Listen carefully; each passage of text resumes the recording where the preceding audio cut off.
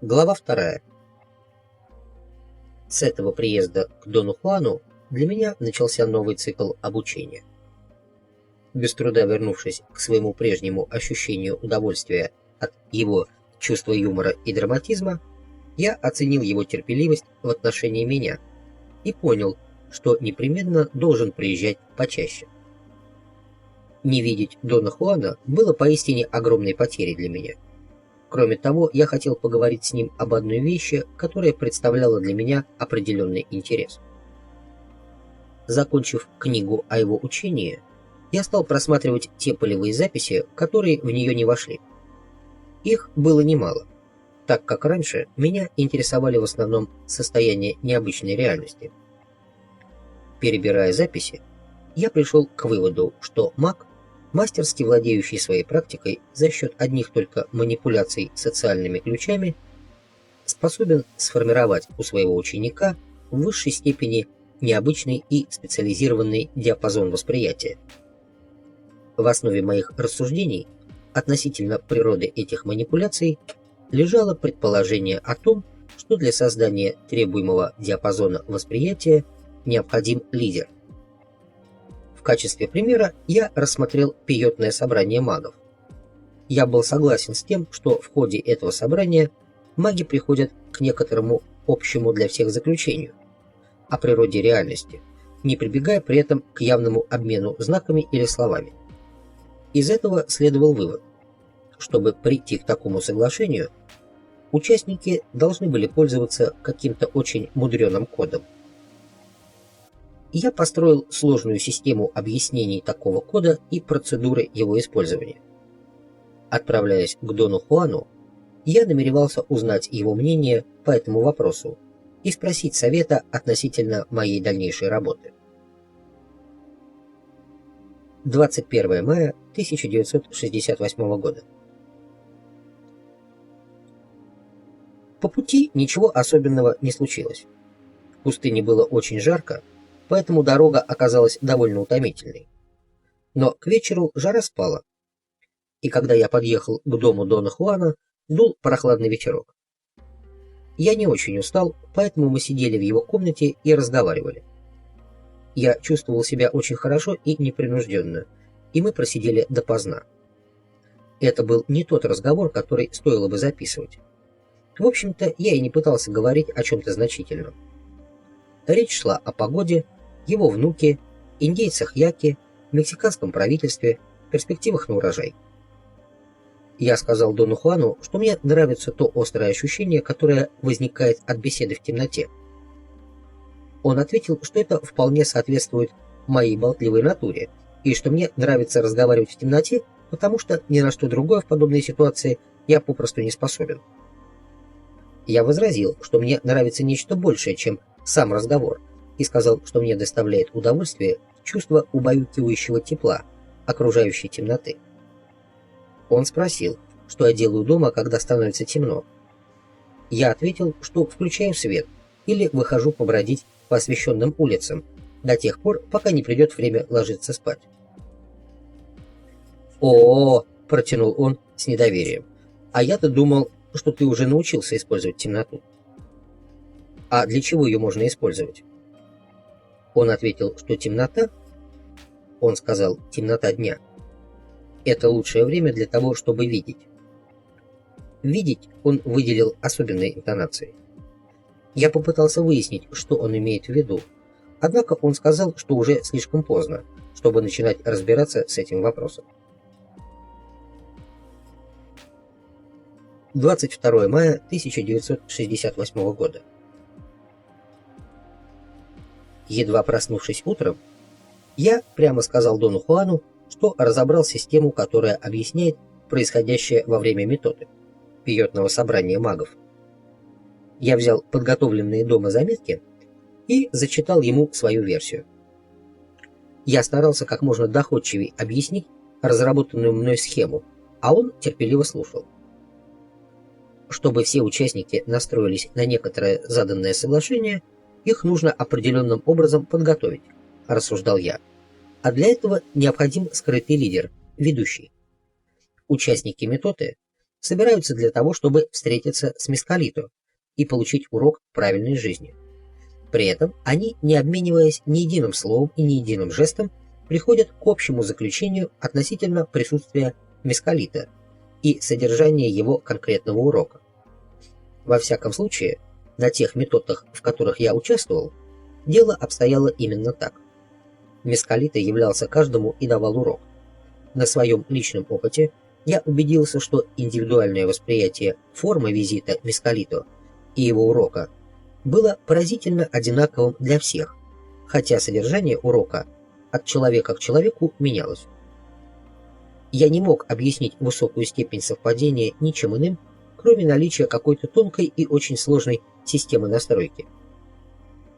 На чтение и объяснение всей схемы у меня ушло часа 2. В конце я попросил Дона Хуана объяснить, какова в действительности система настройки. Когда я замолчал, гримаса на его лице была весьма неодобрительной. Я подумал, что мое объяснение показалось ему вызывающим. Казалось, он о чем-то напряженно размышляет. Выдержав паузу, я спросил, что же он все-таки думает по поводу моих соображений. Тут его гримасу сменила улыбка, перешедшая в гомерический хохот.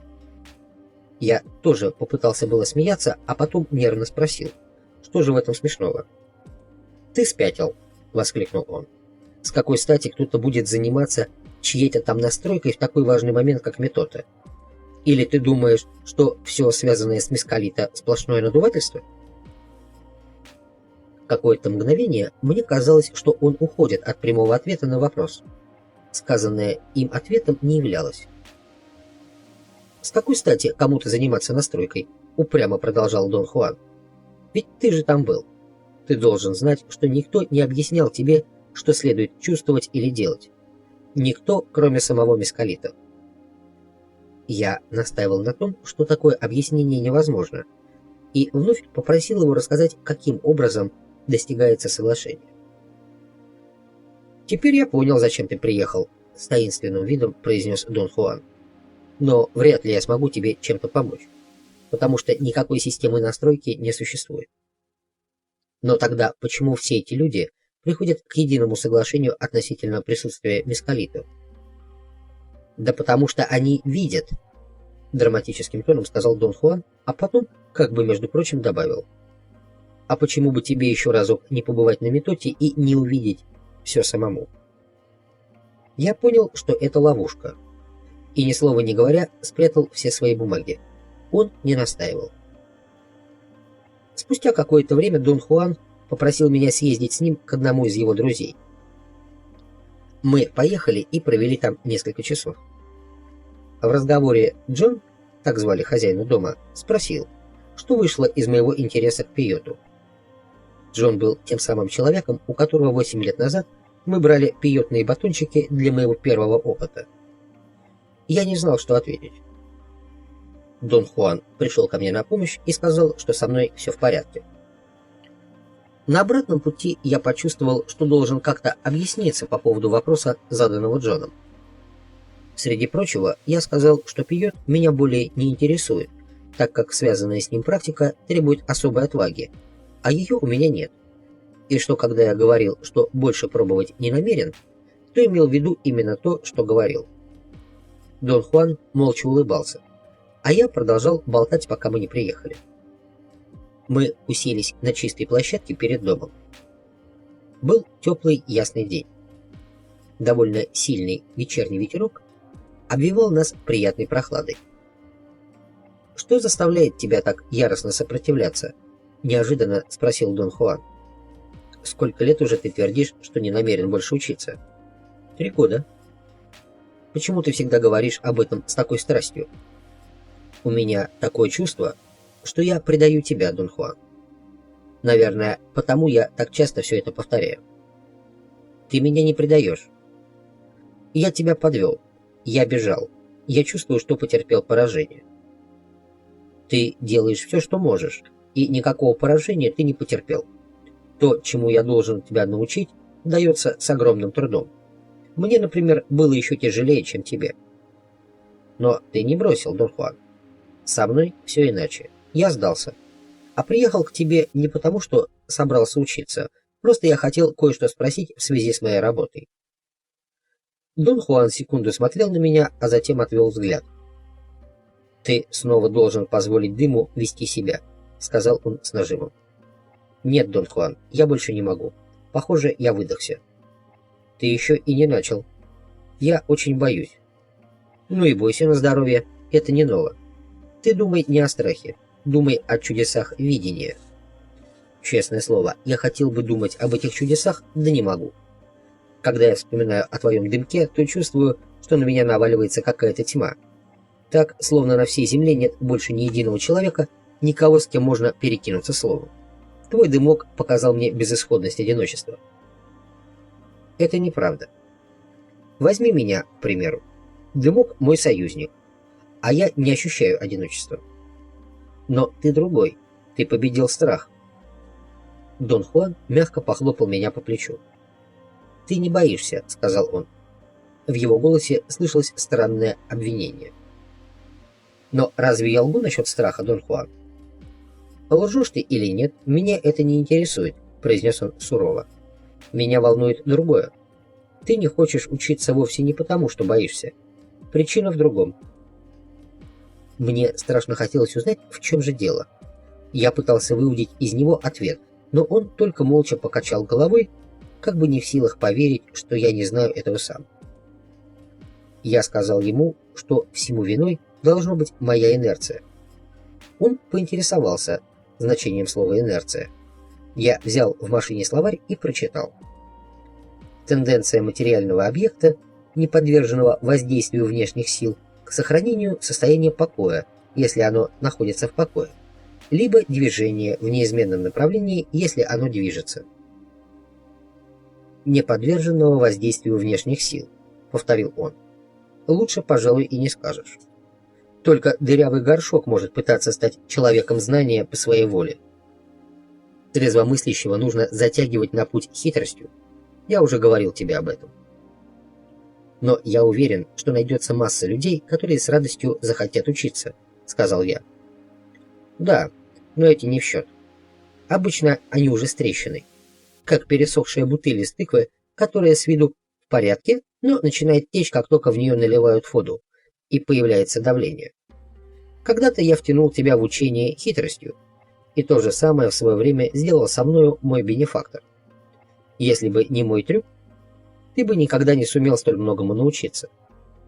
Пожалуй, пора повторить этот прием». Говоря о хитрости, он напомнил мне об одном из самых критических моментов моего ученичества. С тех пор прошло уже несколько лет, но я помнил все так, словно это было только вчера. Дон Хуан мастерски втянул меня в совершенно жуткое прямое противостояние с одной женщиной, имевшей репутацию колдуньи, что привело к глубокой враждебности с ее стороны. Дон Хуан использовал мой страх перед этой женщиной как мотивировку. Он говорил, что мне ничего не остается, как только продолжать обучение, иначе я не смогу устоять против ее магического нападения. Результат его хитрости был достаточно убедительным. Я искренне поверил, что если хочу остаться в живых, то должен срочно учиться магии, причем как можно эффективнее, и что другого выхода у меня нет. «Если ты намерен снова пугать меня этой дамой, то ноги моей здесь больше не будет», — сказал я. Дон Хуан развеселился. «Не волнуйся», — успокоил он меня. «Трюки со страхом в твоем случае уже не проходят. Ты больше не боишься. Но что касается хитрости вообще, то тебя можно подловить, где бы ты ни был, и для этого тебе вовсе не требуется сюда приезжать». Он заложил руки за голову и задремал. Я взялся за свои записи и работал часа 2, пока он не проснулся. К тому времени уже почти совсем стемнело. Заметив, что я пишу, он сел, выпрямился и с улыбкой спросил, выписался ли я из своей проблемы.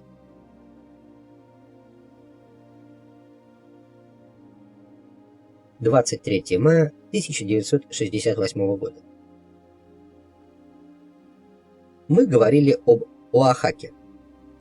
Я рассказал Дону Хуану, как однажды попал в этот город в базарный день, когда толпы индейцев со всей округи стекаются на рынок торговать продуктами и разными мелочами. Особенно меня заинтересовал продавец лекарственных растений. У него был деревянный лоток, а на лотке баночки с высушенными и размолотыми травами.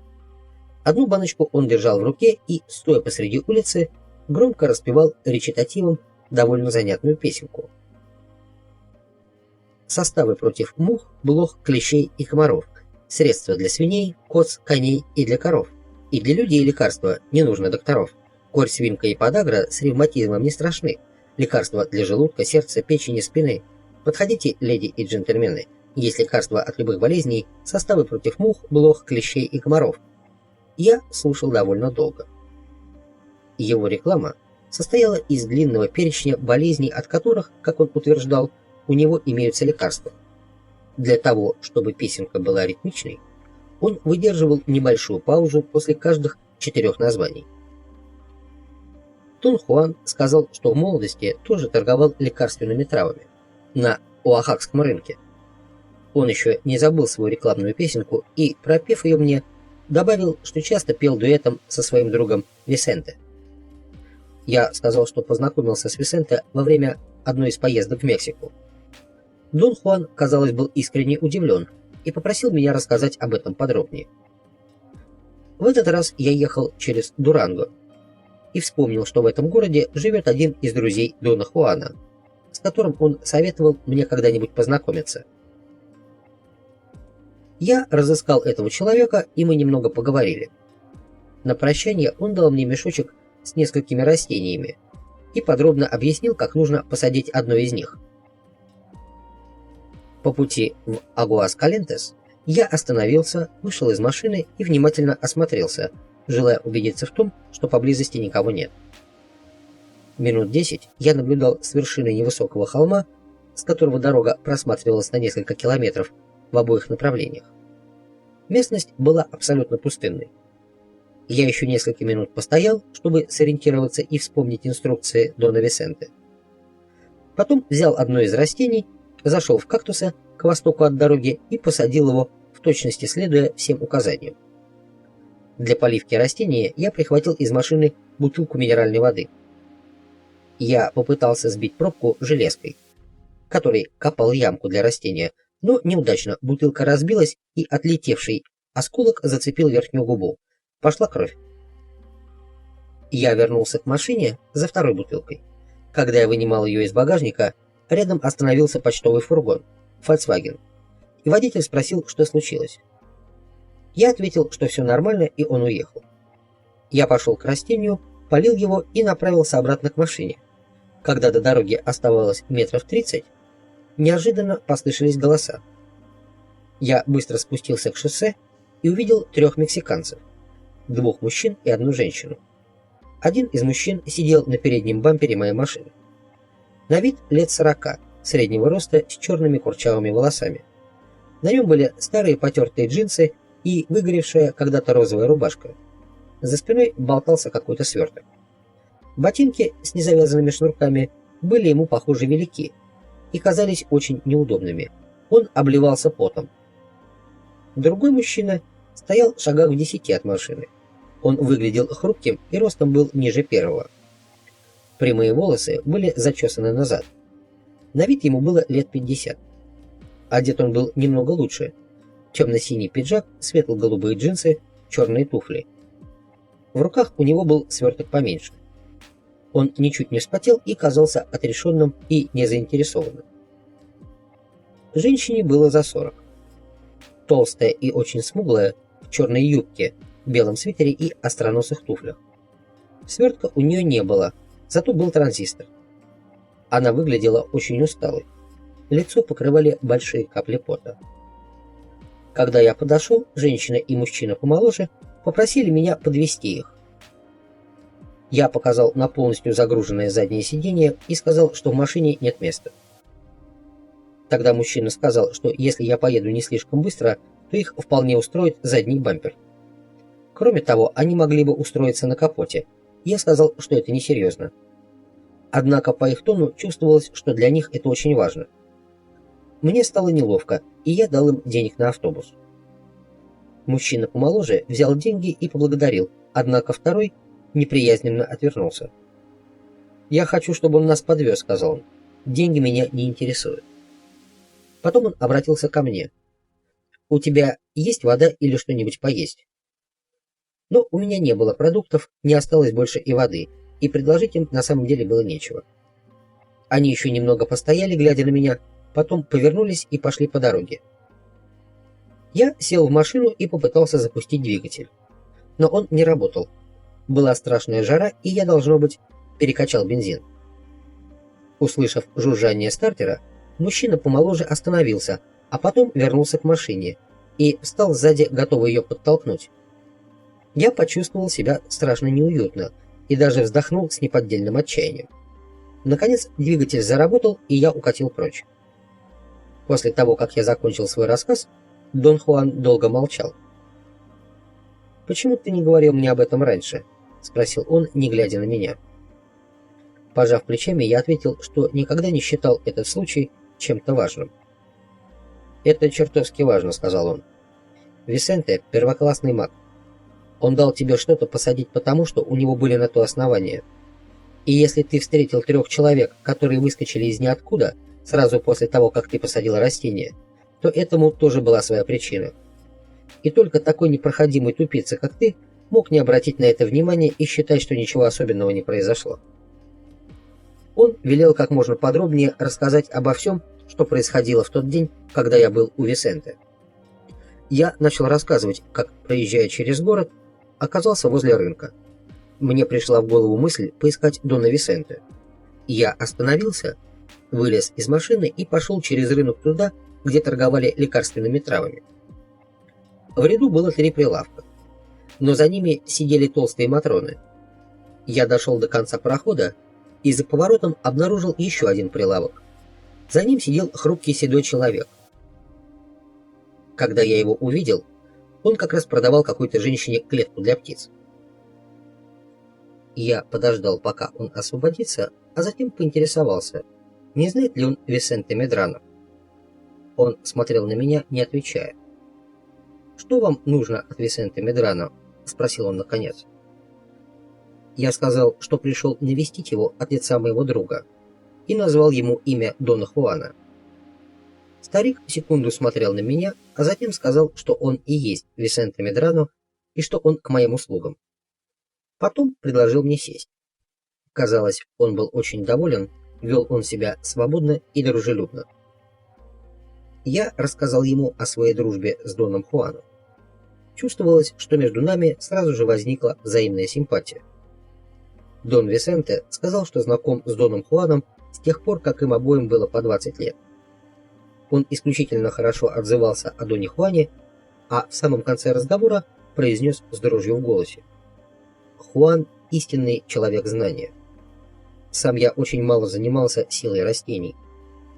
Меня всегда больше интересовали их лечебные свойства. Я даже собирал книги по ботанике, которые продал лишь недавно». Он немного помолчал, потирая подбородок и как бы подбирая подходящее слово. «Можно сказать, что я человек лирического знания», — сказал он. «Другое дело Хуан, мой индейский брат». Дон Висенте помолчал еще с минуту. Застывшим взглядом он уставился в землю слева от меня. Потом повернулся ко мне и сказал почти шепотом: «О, как высоко парит мой индейский брат!» Дон Висенте поднялся. Разговор, казалось, был окончен. Если бы кто-то другой заявил нечто подобное насчет парящего индейского брата, я счел бы это штампом, сентиментальной дешевкой. Однако Дон Висенте сказал это искренне и с таким ясным взглядом, что я был прямо-таки заворожен образом индейского брата, который парит так высоко. Я был уверен, что он говорит совершенно серьезно. «Лирическое знание, боже мой!» — воскликнул Дон Хуан, когда я рассказал ему все. «Висенте Брухо, зачем тебе нужно было идти к нему?» Я напомнил, что он сам советовал мне побывать у Дона Висенте. «Какая чушь!» — очень выразительно сказал он. «Я тебе говорил, что когда-нибудь, после того, как ты научишься видеть, тебе полезно будет познакомиться с моим другом Висенте. Вот что я говорил. А ты пропустил это мимо ушей». Я попытался возразить, говоря, что Дон Висенте не сделал мне ничего дурного, и что я был просто очарован его манерами и добротой. Дон Хуан покрутил головой и полушутливым тоном выразил свое крайнее изумление по поводу того, что он назвал хранящим меня везением. Он сказал, что мой поход к Дону Висенте выглядит примерно так же, как если бы я забрался в клетку со львами, вооружившись хворостинкой. Дон Хуан казался возбужденным, хотя я не видел никаких причин для беспокойства. Дон Висенте – прекрасный человек. Он выглядел таким хрупким, даже почти эфемерным. Наверное, из-за странно прозрачных глаз. Я спросил Дона Хуана, каким образом такой замечательный человек мог быть опасным. «Ты чертов дурак», — сказал он, жестко взглянув на меня. «Конечно, сам он не сделает тебе ничего плохого. Но знание — это сила. И если человек встал на путь знания, то он больше не отвечает за то, что может случиться с теми, кто вступает с ним в контакт. Отправляться к Висенте тебе следовало только после того, как ты будешь знать достаточно, чтобы обезопасить себя. Обезопасить не от него, а от той силы, которая его окружает и которая, кстати, не принадлежит ни ему, ни кому-либо другому. Узнав, что ты мой друг, и решив, что ты знаешь достаточно, чтобы защитить себя, он сделал тебе подарок силы. Ты явно ему понравился. И он сделал тебе великий дар, на который ты наплевал. Какая жалость. 24 мая 1968 года. Весь день я надоедал Дону Хуану, упрашивая рассказать о подарке Дона Висенте. Я доказывал, что он должен учитывать разницу между нами, ведь то, что для него очевидно, мне может быть совершенно непонятным. В конце концов он уступил. «Сколько растений он тебе дал?» Я сказал, что 4, хотя в действительности точно не помнил. Тогда Дон Хуан попросил меня как можно подробнее рассказать, что происходило после того, как я ушел от Дона Висенте, вплоть до момента, когда я остановился на шоссе. Но я почти ничего не помнил. «Количество растений и порядок событий имеют огромное значение», — сказал он. «Откуда мне знать, что это был за порядок, если ты сам ничего не помнишь?» Я безуспешно пытался восстановить последовательность событий. «Если бы ты вспомнил детали, я мог бы, по крайней мере, сказать тебе, каким образом ты упустил подарок». Дон Хуан был заметно взволнован и настойчиво пытался заставить меня вспомнить. Но на этом месте в моей памяти был провал. «Как ты думаешь, что именно я сделал неправильно, Дон Хуан?» — спросил я, просто чтобы не молчать. «Все». «Но ведь я буквально следовал инструкциям Дона Висенте». «Ну и что? Неужели тебе не ясно, что это было бессмысленно?» «Почему?» «Потому что инструкции были даны тому, кто умеет видеть, а не идиоту, который только благодаря везению выпутался из этой истории живым. Ты отправился к Висенте неподготовленным. Он подарил тебе нечто, потому что ты ему понравился. Но этот подарок вполне мог стоить тебе жизни. Но зачем же тогда он дал мне что-то столь серьезное? Если он маг, то должен был понять, что я ничего не знаю». «Нет, он не мог этого увидеть. Ты выглядишь знающим, хотя в действительности знаешь очень мало». «Я мог бы поклясться, что ничего из себя не строил, по крайней мере сознательно». «Я не это имею в виду», — сказал он. «Если бы ты что-то из себя строил, Висенте увидел бы это. Когда я вижу тебя, то для меня ты выглядишь так, словно знаешь очень многое, хотя сам я уверен, что это не так». «О каком знании ты говоришь, Дон Хуан? Что именно я будто бы знаю?» «Секреты силы, конечно. Знание Бруха. Поэтому, когда Висенте увидел тебя, он сделал тебе подарок.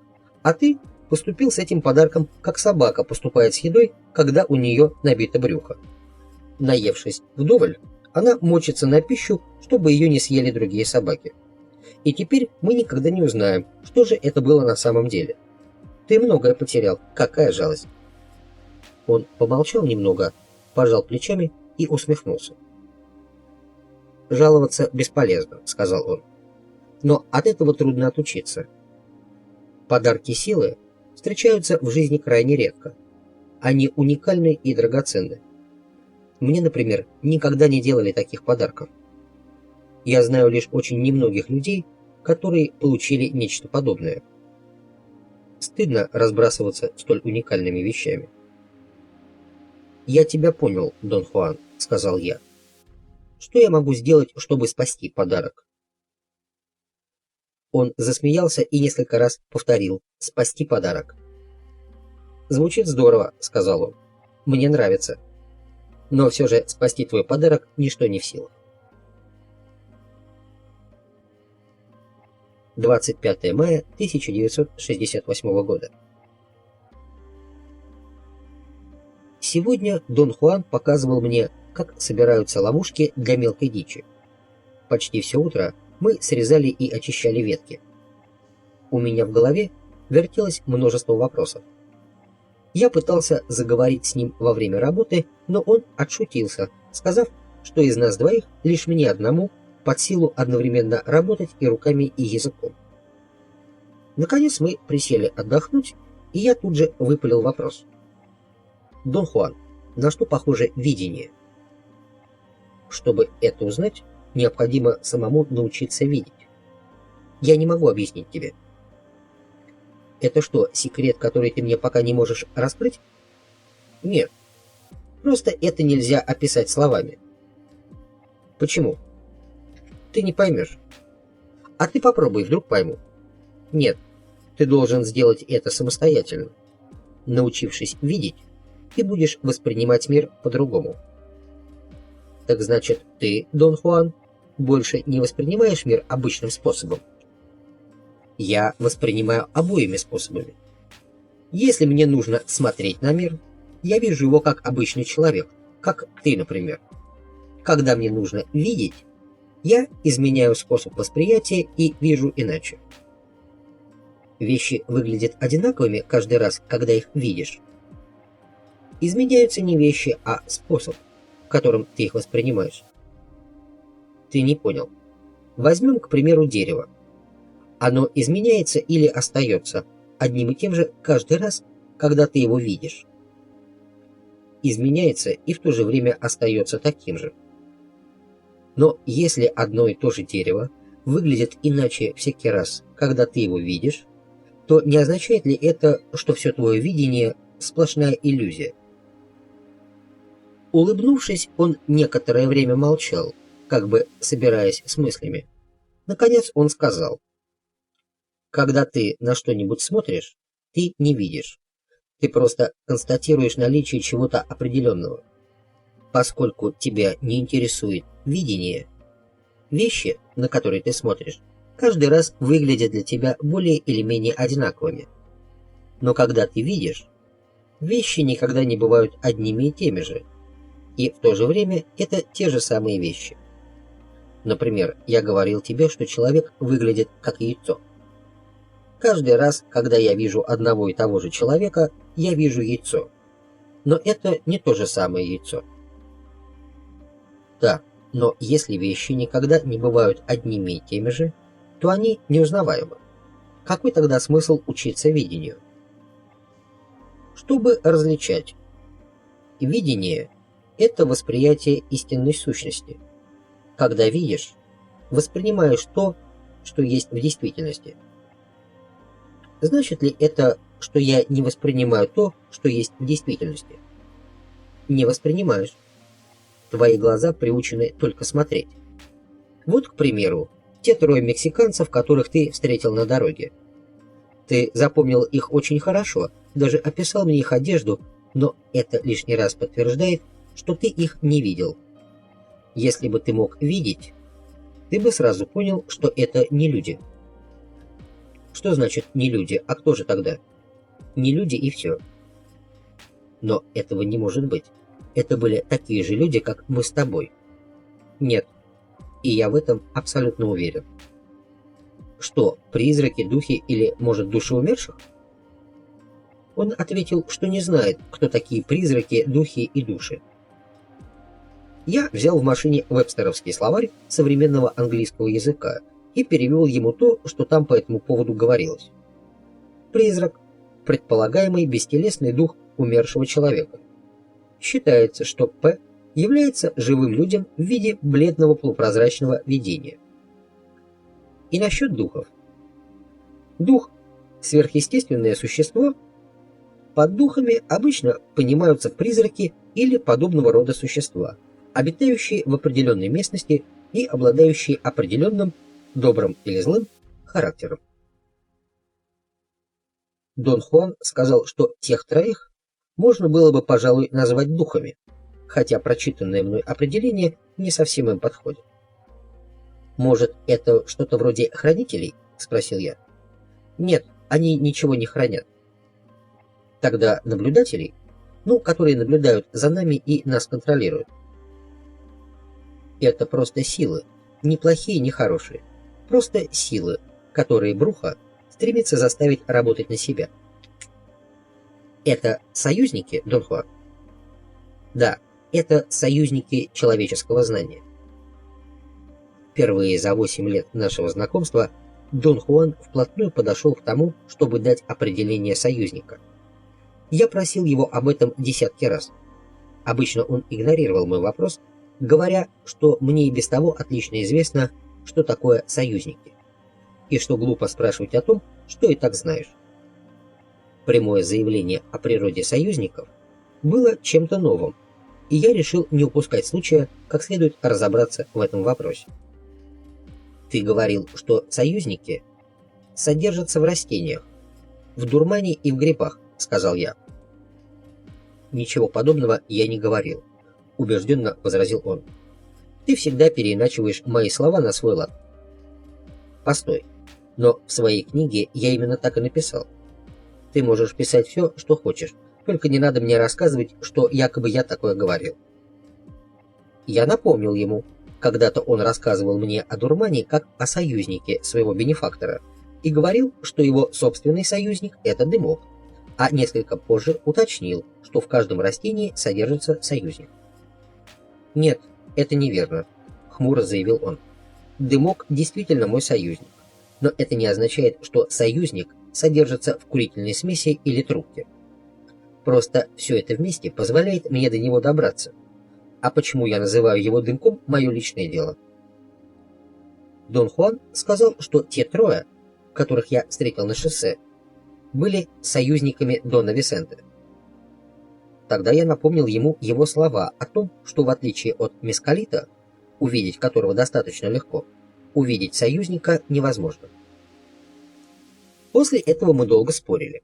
Дон Хуан утверждал, что, говоря о невозможности видеть союзников, он имел в виду их способность принимать любую форму. Когда я возразил, что о мескалита он говорил то же самое, он прервал дискуссию, заявив, что видение, о котором говорит он, это необычное смотрение, и что путаница возникает из-за моего стремления все облечь словами. Через несколько часов Дон Хуан сам вернулся к теме союзников, хотя я молчал, чувствуя, что мои вопросы его раздражают. Он как раз показывал мне, как собирать ловушку для кроликов. Я держал длинную палку, согнув ее как можно больше, а он связывал ее концы прочной бечевкой. Палка была довольно тонкой, но чтобы удержать ее в согнутом положении, все равно требовались значительные усилия. Когда он, наконец, закончил, у меня дрожали руки, шея затекла и мышцы свело от напряжения. Мы сели передохнуть, и Дон Хуан сказал, что пришел к выводу, что мне ничего не удастся понять, если я как следует об этом не поговорю. Поэтому он не возражает против того, чтобы я задавал вопросы и попытается рассказать мне о союзниках все, что сможет. Союзник не содержится в дыме. Дым доставляет тебя к союзнику, а когда ты становишься с ним одним целым, тебе уже больше не нужно использовать дым. С этого момента ты можешь управлять своим союзником при помощи воли и заставлять его делать все, что тебе потребуется. Союзники не бывают ни плохими, ни хорошими. Это просто силы, которыми маги пользуются по своему усмотрению. Дымок нравится мне за верность и честность, и еще за то, что не требует от меня слишком многого.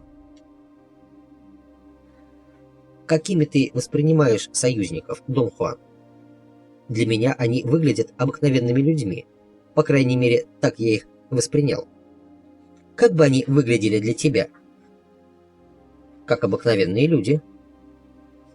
Но как же их тогда отличить от обыкновенных людей? Люди, когда их видишь, имеют форму светящихся яиц. Союзники в образе человека всегда имеют форму человеческого тела. Именно это я имел в виду, когда говорил, что союзника невозможно увидеть. Союзников невозможно увидеть, потому что они всегда принимают чью-то форму. Собак, койотов, птиц, даже перекати поля. Разница в том, что когда их видишь, они сохраняют форму того, чем прикидываются. Понимаешь? Каждое существо и каждый предмет имеет свойственную ему специфическую форму, когда его видишь. Человек, например, форму светящегося яйца. Другие существа – какие-то свои формы. Только союзники, и когда их воспринимаешь в обычном режиме, и когда их видишь, сохраняют одну и ту же форму, которую копируют. Эта форма достаточно совершенна, чтобы обмануть глаз. Я имею в виду глаза человека. Собаку или, скажем, ворону не проведешь.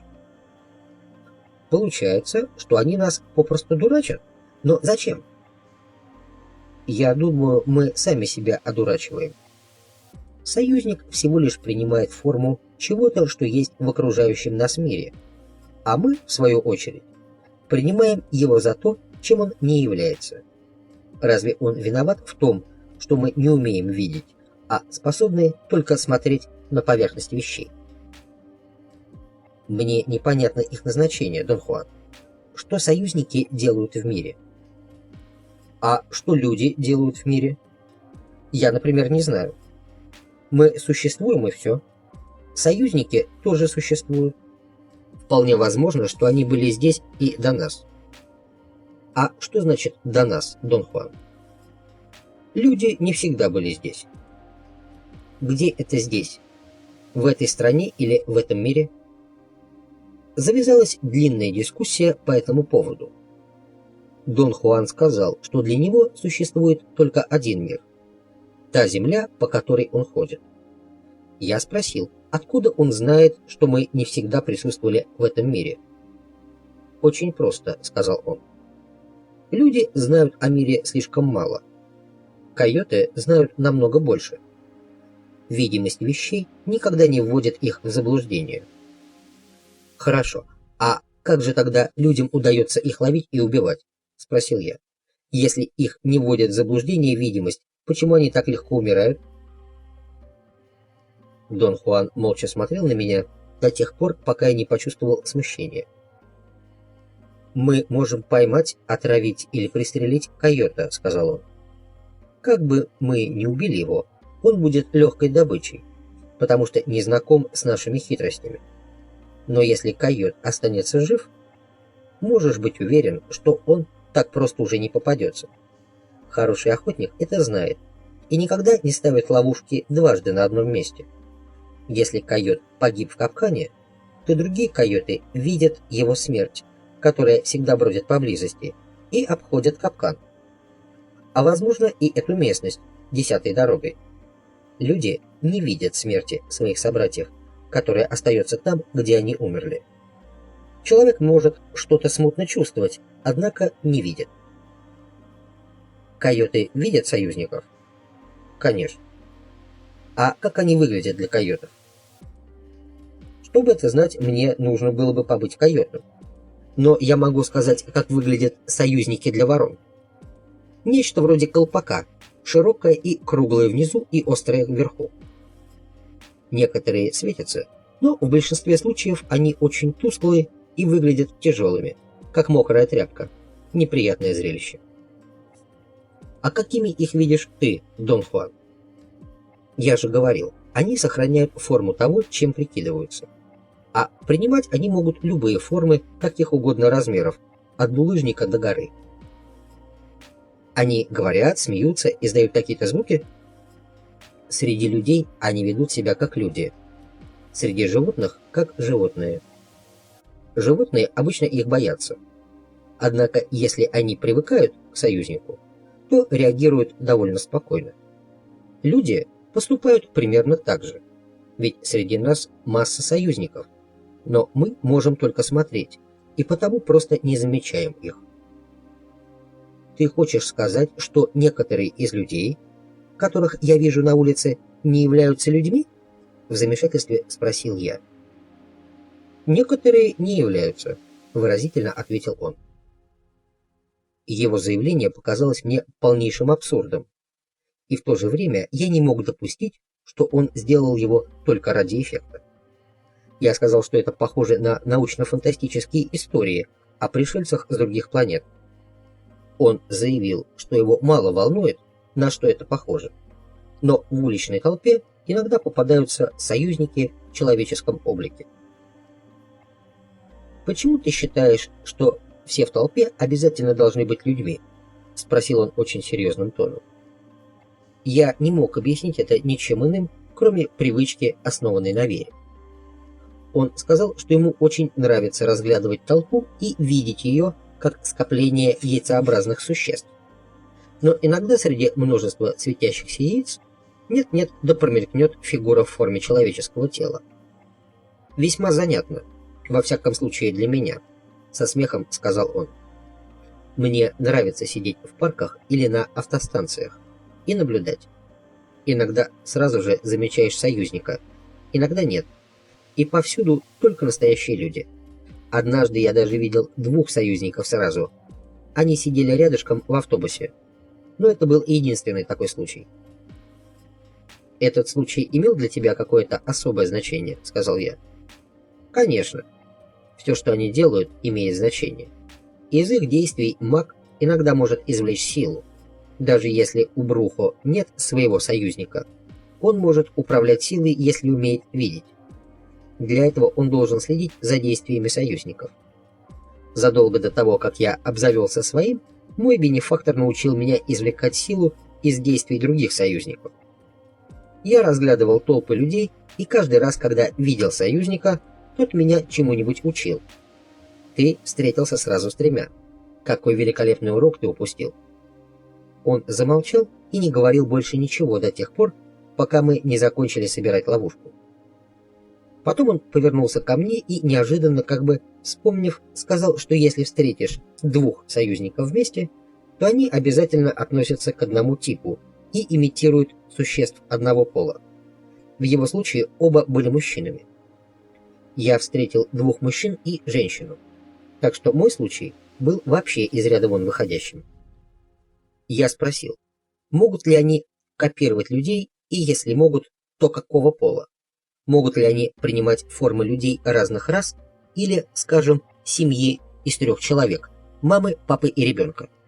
И, наконец, я спросил, не видел ли он союзника за рулем автобуса. Дон Хуан молча слушал мою болтовню, но в ответ на последний вопрос весело рассмеялся. Он сказал, что я не точно формулирую вопросы. Надо было спросить, не видел ли он когда-нибудь союзника за рулем транспортного средства. «Разве мотоциклы тебя не интересуют?» — ехидно прищурившись, спросил он. Его насмешка была добродушной, и я засмеялся вместе с ним. Затем он объяснил, что союзники не в состоянии ни на что воздействовать и ничем управлять непосредственно. Однако могут действовать косвенно, влияя на людей. Соприкасаться с союзниками опасно, потому что они способны вывести на поверхность все худшее в человеке. Путь ученичества так долг и тернист, потому что прежде чем входить в контакт с этими силами, человек должен исключить из своей жизни все лишнее, все, что не является жизненно необходимым, иначе ему не выдержать столкновения с ними. Дон Хуан сказал, что союзник при первой встрече заставил его бенефактора сильно обжечься, причем шрамы остались такие, словно тот побывал в лапах у горного льва. Самого Дона Хуана союзник загнал в тлеющий костер, и он обжег себе колено и спину возле лопатки. Но после того, как он стал одним целым с союзником, шрамы постепенно исчезли.